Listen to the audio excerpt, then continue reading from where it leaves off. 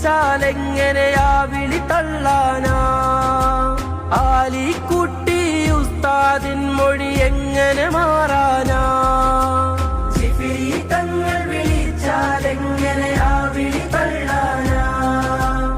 ആലിക്കുട്ടി ഉസ്താദിൻ മൊഴി എങ്ങനെ മാറാനാ? ഔലിയാക്കളെ പാതയിൽ വാടോ മർഹബ മർഹബ. അവർ ചേർന്ന് പോറ്റിയ മാർഗമിതൊന്നേ ഉള്ളൂ മർഹബ.